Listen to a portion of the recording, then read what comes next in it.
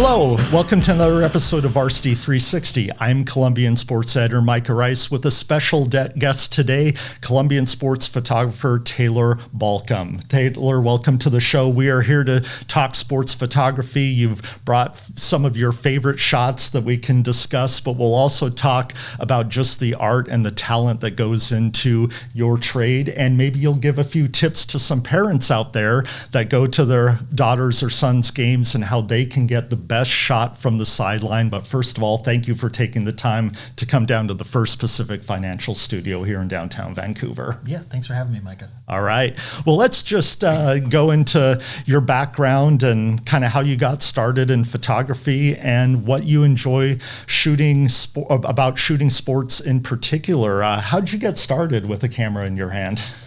So my college job was working at Best Buy in the portable electronics department.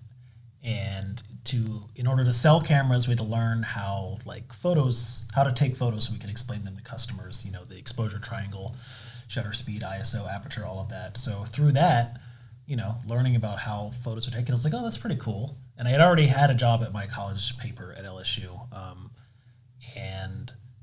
I used the money I got from working at Best Buy in the paper to buy a little DSLR and took some photos, and some people were like, hey, those are pretty good. And I was like, ooh. All right. Like maybe there's something here. Yeah. When did you first go on assignment for any news outlet? Was it in college down at Louisiana State? Or? Yes. Yeah. So my first assignment was a country music show at a local bar in Baton Rouge. Do you remember the artist? Oh, I don't. I still have because I also interviewed him because I was also a reporter. I have the interview saved on my laptop, but the name escapes me, unfortunately. But yeah, so I went down to Chelsea's, rest in peace, it's closed, and took some photos of this guy. All right. And when you got the call to go out and shoot some sports down there, I mean, any of us who follow sports know it's a little bit different down in the SEC. Yes. What do you remember about going and shooting Louisiana State football? I grew up in Baton Rouge, so I had been going to games all my life. Being down on the field was pretty incredible. I mean, it's loud when you're in the stands, but when you're on the field, kind of surrounded by 100,000 people screaming, it can get pretty insane.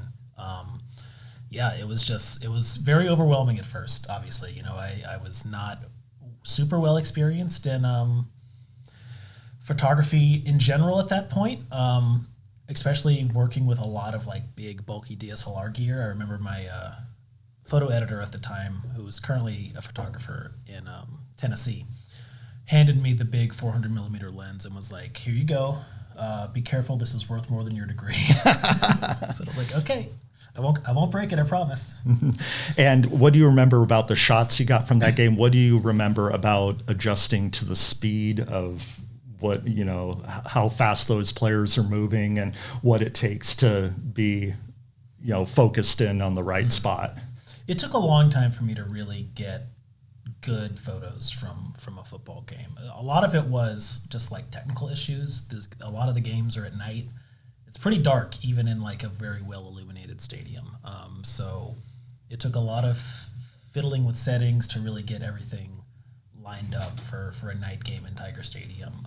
And then it really took, about a year of shooting football and other LSU sports for me to really get the hang of it. And then I started getting, compliments from editors and other faculty members at LSU who were like, hey, you did a really nice job with this game.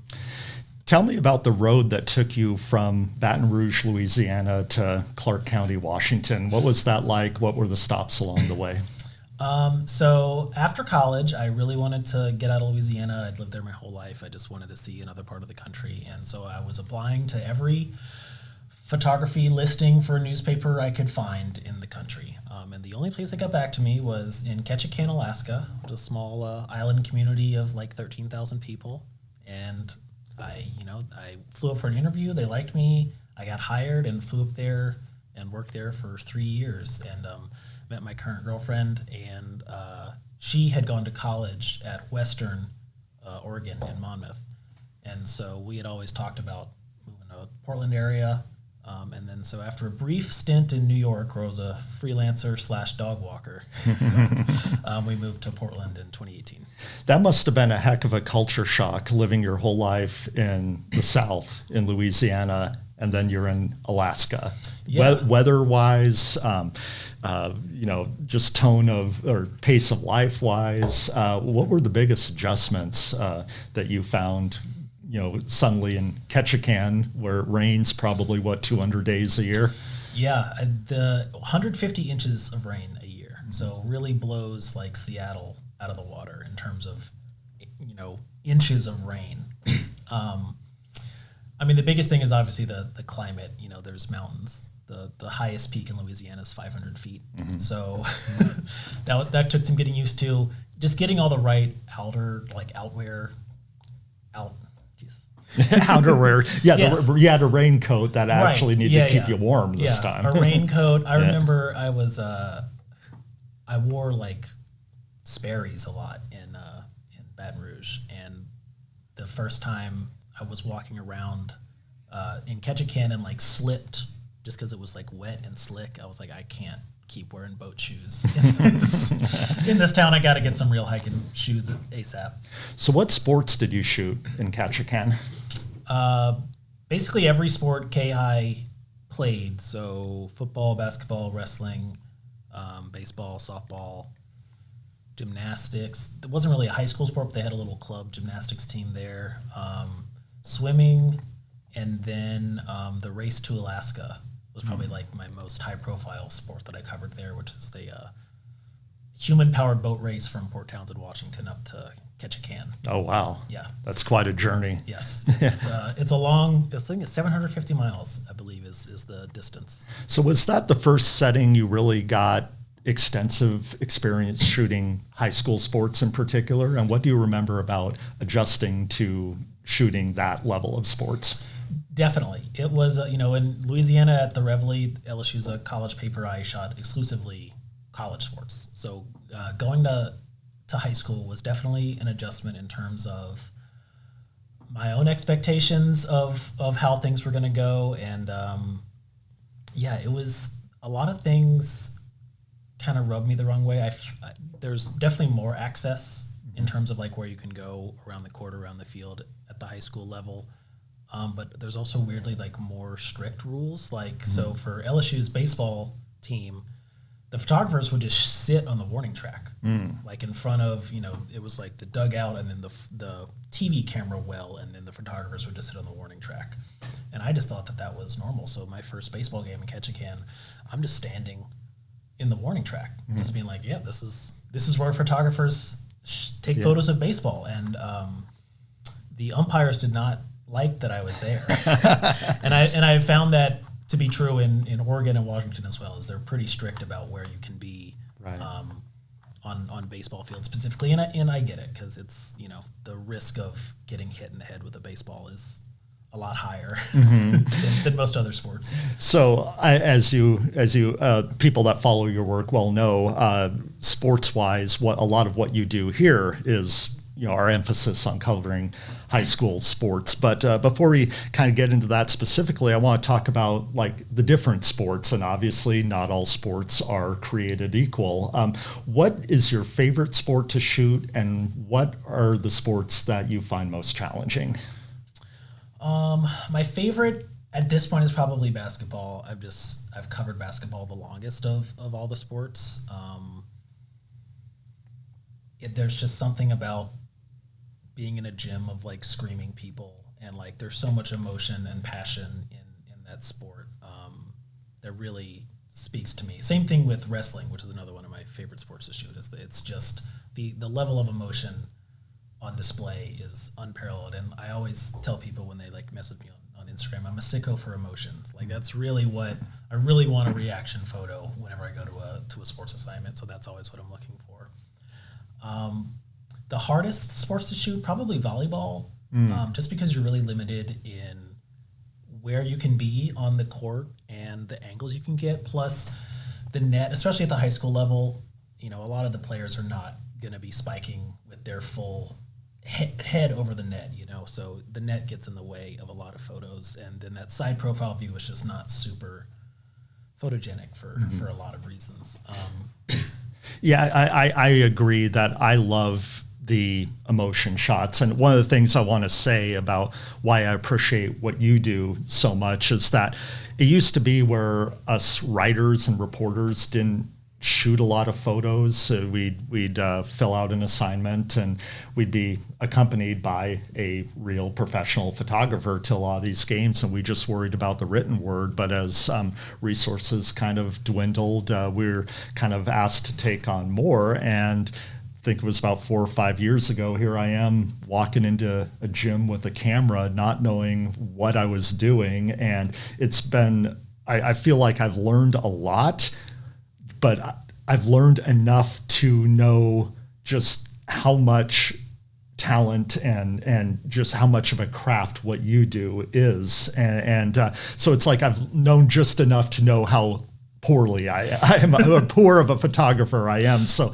I just am in awe of the way you're able to anticipate certain moments and get the shot because you have a split second to get it, and if you don't, it's gone forever. What do you do when you're as far as like getting yourself in the right spot to get that moment when you know a championship or a big game or a big shot has just happened? What's going through your mind as you're anticipating getting that shot? A lot of it is, I'm just thinking about what could happen. If you're shooting a football game and you're in the end zone, look at the formation that the offense is in and be like, okay, like they're probably going to pass here, they're probably going to run here. That a lot of that really helped. Like being a fan of sports and someone who understands how the game works is a lot of it. You're able to anticipate certain things. Football is easy in that way just because they stop and then they run a play, so you kind of have time to run around if you need to. For like a more free flowing game like basketball and stuff, you really kind of just pick a spot and hope that the action comes to you at a certain point. In a late game scenario, if you're trying to, if there's like a chance for a buzzer beater, think about what kind of shot do I want here? Do I want a photo of the shot going up, or do I want a photo of the reaction after the shot goes in or doesn't go in? Usually for me, it's the second one. So I'll position myself where I can see the benches, because that's the highest concentration of emotion is probably going to come from people exploding off the bench. I'll position myself kind of on the opposite side of the court to them, still in the baseline, just to just in case something weird happens. There's a fast break the other way or whatever. You just gotta always be thinking about the kind of photo you want to capture, and that shouldn't lead you astray too many times. Yeah, I think that's one of the great things about high school sports is there's so much emotion, whether you get the student section erupting or a kid has just made the biggest shot he or she has ever done, and just that raw outburst. And so, yeah, I think of one, and we'll look at this photo later when we go through some of your favorite ones, but I think it was Brooklyn Haywood of Union in a game earlier against Camas, just, how pumped she is when she made a big shot. And so, I think that's valuable in that it captures kind of what makes high school sports great, because these aren't professionals. These aren't, people that have, are trying to, perform in front of 50,000 people. They're representing their community, they're representing their classmates, and they're representing, the potential of their dreams that they have as a 16 or a 17-year-old. Have you talked about in Alaska, your first introduction to high school sports being kind of, it's like, oh, this is, I can't go here, I can't go there. What are your favorite things about high school sports and covering them? Yeah. As much as I kind of complained earlier about not being able to go certain places, the access really is just, unparalleled in high school sports. I mean, you can walk, obviously, you can't be on the field, but short of being on the field or being in the way of an official or whatever, you can basically go wherever you want.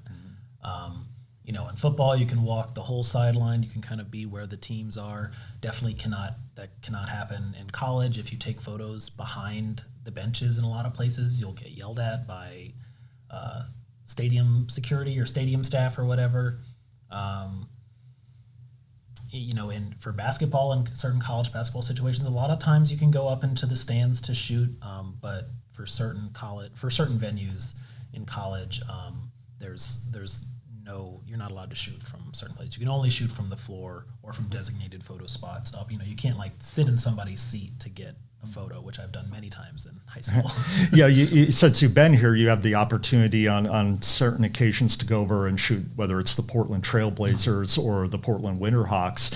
But I imagine that must be where you have a certain box you have to be in, and that's about it. There are not many floor spots for NBA games, and most of those are already taken up by wire services like AP or Getty, the Oregonian, or team members that they have got the guys with the stack of towels that sit on the floor. They take up a floor spot. So for Blazers, I've only ever shot up in the stands, and they have certain. It's usually the ADA accessible wells where they have a lot of open space and like a little floor plan, kind of in the corners behind the basket. That's where I've been able to take most of my shots. And then for the Winterhawks, you pretty much have to shoot through the glass.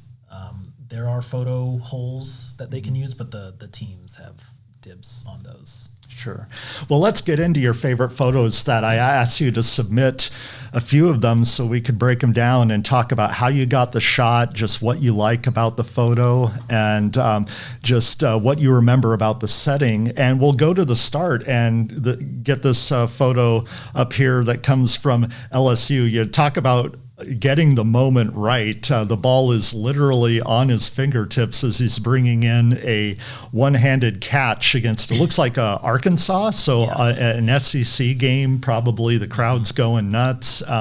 What do you remember about that day? And when you looked down at your viewfinder and saw that, I got this right as it's on his fingertips. Yeah, this is probably my most legendary sports photo, at least so far in my career, I would think. This was the day after Thanksgiving. LSU used to always play Arkansas the Friday after Thanksgiving. So I got assigned this game in college. Me and a couple sports reporters drove 12 hours from Baton Rouge to Fayetteville, Arkansas to take photos of this game. It was like 30 degrees. Oh, boy. Freezing cold. I had one medium weight fleece that was all of the winter gear that I owned at the time. That's what I was wearing. So I'm staying in the sunlit portion of the field because I'm so cold. And yeah, this was kind of like how I talked about earlier. I was just in the end zone and I looked at the formation. This was the Zach Mettenberger led LSU. And I was like, they're probably gonna, go for a quick strike over the middle here, and just was able to see, this is Jarvis Landry, was able to see Landry kind of cut up and then go across for like a little slant route. I'm not super knowledgeable on the specific football terms, but he cut across the field and just went up, and I was just able to follow him with my camera and get the shot. And all my friends back home were watching this game, obviously, and my photo editor at the time texted me in all caps like, "Oh my God, what a catch. Please tell me you got that." And I was like, I got it. Don't worry about it. So as he's coming over and you're anticipating the ball being thrown to him, are you just laying down on the trigger, shooting rapid fire, or do you have to kind of wait until he comes into field of focus when it's moving so fast? How are you doing that? Hard to say, because it feels mostly instinctual at this point. But usually once the ball's out of the quarterback's hands and I can kind of see who it's going to, I'll lock onto them and focus and pretty much start firing immediately. Nice. Yeah. All right. Well, let's go on to the next one. And this one, I believe, is from Alaska right here. And you talk about the emotions of a high school game. And those can be emotions of triumph. It can also be emotions of defeat, where a heartbreaking loss, maybe a season comes to an end. Tell me, obviously, it's a very poignant photo and shows just, the bond these teammates have in defeat as well as victory. What draws you to this photo? One of the things that really gets me about this one is it's a very tight crop, so you really only see the essential parts of the photo. And the fact that everybody's face is covered just offers like a nice little symmetrical moment in the photo. This was, as you said, a heartbreaking loss in the state championship for Wasilla, who had a team loaded with seniors. It was just a truly heartbreaking moment for them. And another great lesson is to always be aware of your surroundings. So during this photo, the team I was covering, Ketchikan High School, they had already lost. So I was just prepping photos from their third place game. And I was sitting next to another photographer from the Anchorage Daily News, Mark Lester, and I noticed him starting to take photos of something across the way. This is after the state championship game. And I looked at him, and then I looked across, and then I saw what he was taking photos of. I was like, oh, shoot, that's a great shot. I need to also get that shot. So we have basically the same photo. He was standing, I'm sitting down. But that you got to be aware of what other photographers are doing, because they maybe saw something that you missed while you were looking at your laptop or whatever. I imagine that has to be a big challenge and a great skill that sports photographers especially develop, where you might be focused in on one thing and one area that you think the action is, and then something completely unrelated on the other side of the court or the field happens. How have you developed that skill and that perception? Yeah, it's very easy to get kind of locked into like where the ball is and the action that's happening immediately. So once you get a couple quarters into a game or whatever, and you've got most of your generic basic action shots, maybe don't pay attention to where the ball is so much, and kind of look around, scan, see what other people are looking at, because that's the way that you're able to find shots like this. All right. The next three are all locally here with Clark County High School, and I love this photo. This photo, it's Camas and Skyview, it looks like, or no? This is Sumner. This is the Sumner. state Okay. title game, yeah. Oh, right. Yes. I remember that moment. Yeah. But just how everyone's looking at the ball, and you almost can feel that moment. We those of us who have covered high school sports for a long time, or even watch football, know when the ball is on the ground, everyone says ball, and it's just like that moment of I guess stress, or okay, who's going to get up and get to it first. And for me, this image says and shows that moment. Okay, is the guy on the back, the Camas kid, going to get up and get to it, or is the Sumner guy going to get up and get to it? Is that what happened in this case? A secret third thing: the ball rolled out of bounds. So no, none of them. Yes, it was. Oh, I just knocked the table. It was. This was in the setting up Sumner's game-winning field goal at the end of that game, where they had faked a fourth down, faked a punt, and run for a first down, and then this ball gets fumbled and comes out, but unfortunately for Camas, rolls for a Sumner first down and then out of bounds. So there's not even a chance to recover it for them, and you can really just feel the moment of like stress and anticipation in this photo that really. It's kind of stressful to look at. And again, you talk about being in the right place at the right time. You are lined up so that you have the ball, the players, and even the sideline in perfect alignment. Was that something you were anticipating, or was it just, okay, it's coming this way, and it just sort of all lined up? I think it kind of just all lined up. I was just moving down the field with the plays and trying to stay in front of the line of scrimmage just so I could get maybe like a Camas interception or something that maybe have happened. I would have had a good angle on it. But yeah, I was not. I definitely did not foresee this exact situation. Well, and another thing I really like about this is I've probably shot a couple dozen football games, and the one thing I always struggle with is getting the players' eyes in their helmets. It's always like, that's the one thing about football, is that it's kind of faceless gladiators out there sometimes, but you can really see the eyes and the emotion that conveys. Is there any trick to that, or is that just kind of the light has to be right? And it's mostly the light has to be right. You're shooting at your average high school stadium, and the lights are not very bright, and so the helmets are not, or the eyes are not going to be super visible under the helmets. This was at Husky Stadium, so the light is very, very bright, and also a lot of it is luck. If most of the time their faces look like the guy in the middle here, where the eyes are kind of in shadow. But just it happened that the Sumner kid and then the Camus kid on the left are looking up, and so you can kind of see their eyes with the light. I love that shot.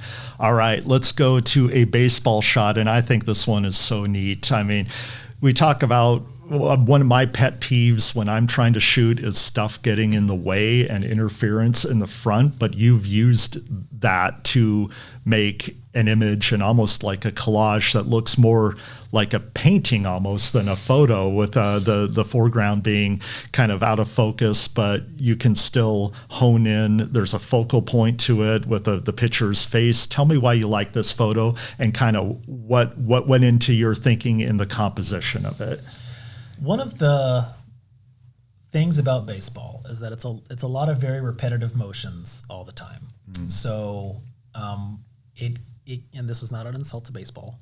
It can get a little bit boring as a photographer, but the thing that you can do is instead look for moments like this. You have time. This pitcher is going to throw 60, 70 times a game, so you have that many opportunities to try to get a unique photo of this person pitching.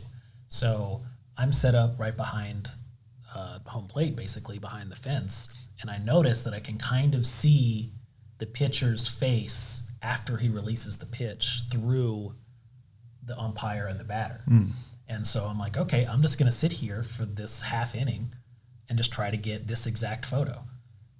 And that's what I did. Yeah, no, I love it. I love it because, like you said, baseball is a game of repetition, and I feel like when I've gone to a baseball game and taken a camera, I kind of end up getting the same shots. I'll get the pitcher releasing the ball.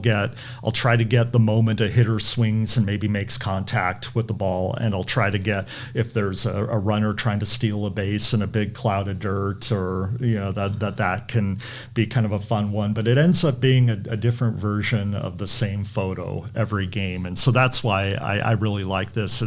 It's a very common setting in a baseball game, but an absolutely one-of-a-kind image. Yeah, and that's one of the things with baseball and softball too, is that it's so easy to just get the same exact photo, because so many of the motions that the athletes do are the exact same. So you can use that as an opportunity to experiment with stuff in the foreground or stuff in the background, or kind of weird. If you ever look at a baseball gallery from like the MLB or something, a lot of the shots are weird. They're like super, super wide, and like the only thing in the image is like the pitcher illuminated by like a sunbeam. And that's just because the photographers are incredibly talented, but they're also kind of bored taking the same pitching photo all the time. So they're doing kind of weird, wacky stuff. That's amazing. Yeah. All right, and we'll end with a photo I kind of alluded to earlier in the episode, and that's, you can just see the excitement, in this case Brooklyn Haywood of Union basketball. To kind of give a deeper setting, this is a rivalry game against Camus, a rivalry that's really been brewing and growing in intensity, and her reaction here just shows that. Yeah, this was the last three in like a sequence of, I want to say 3 or 4, that she and Kiera Thompson were trading in that game, and it was so hype. It was so intense. 3 on one end, the Camus crowd goes wild. Brooklyn 3 on the other end, the Union crowd goes wild, and it was just back and forth like that for like 2 or 3 minutes in the game. And then I always love a big celebration from an athlete after a big basket. So, and it also happened that she happened to kind of twirl in the air as she was celebrating, because I'm on the other end of the court, not really focused on Union's offensive possessions at that time. So it's always nice when an athlete celebrates towards me, as I always tell people. Well, and it goes back to your point about being aware of the surroundings and being an opportunist almost, whereas maybe you weren't positioned specifically for a Union offensive celebration, but it just so happened that she hits the 3, is tracking back. You can see she's basically at mid-court right there, and that's the part where I'm sure you just saw that and it's like, okay, let's fire. Oh yeah, I have like 30 photos from this sequence. It was the whole time I was like, yes, this is the good stuff. Yeah, we always say luck is when preparation meets opportunity. That's never more true in sports photography. If you're in the right position, you give yourself the best opportunity to capture an incredible moment. That's a perfect segue to our final segment, which is every time I go to a game, I'm seeing moms, dads, student photographers, they're trying to do the same thing, get the perfect shot, whether it's their daughter, their son, their classmate. So I think it's awesome that the technology is accessible in the way that, for a minimal investment, you can get a camera that you can load up a memory card with some really high quality shots and have those memories forever. As a professional, what advice would you give to the mom, to the dad, to the student newspaper photographer that goes out to a game and wants to get a good shot? For sports, you always want the face and the ball. And, that's obviously not always true because celebration photos typically don't have the sports object like the basketball or the football or whatever in the frame. But those are the two biggest things. You want a face, you want the sports object. I see a lot of photographers, and I definitely did this when I was first starting. They will get a lot of people's backs, which is a thing that you see a lot in professional sports photography. You see LeBron James standing there with his arms on his hips, and that 23 is on the back or whatever. And that photo is only really good because people know who LeBron James is. And so for high school levels, a lot of these athletes don't have the public. They're not in the public knowledge as much as LeBron is. So, right. So you really want to focus on getting someone's face is the big thing. And then don't be afraid to crop into the action. Once you get your photos home after the game and you start going through them and prepping them, focus on where the action is in the image. Where do you want the viewer to look at? And that should be the biggest part, or the most focused on part of the photo. And obviously there's no hard set rules to photography, but those are kind of the basic tips that I tell people. Oh, that's awesome. As we cap this episode off, obviously we can find your work at Columbian.com, 360preps.com, but where can they find your photos on Instagram, or where do you like to share your work? Yeah, most of my work is on Instagram, just at Taylor Balkom. I post on Blue Sky a lot, Twitter after games. I have my portfolio website, TaylorBalkom.com, but most of the stuff is on Instagram. All right. Yep. Taylor Balkom, this was a fascinating conversation. I feel like I learned a lot. Hopefully those of you who take an interest in sports photography learned a little bit. And thank you so much for taking the time and sharing your work. Yeah, no problem. All right. As always, we will see you next week on Varsity 360. We're headed toward the playoffs, whether that be wrestling districts, no regionals this year, wrestling districts this week. And we're also heading down the home stretch in high school basketball, gymnastics, and swimming. So as always, thanks for tuning in, and we will see you out at the gym.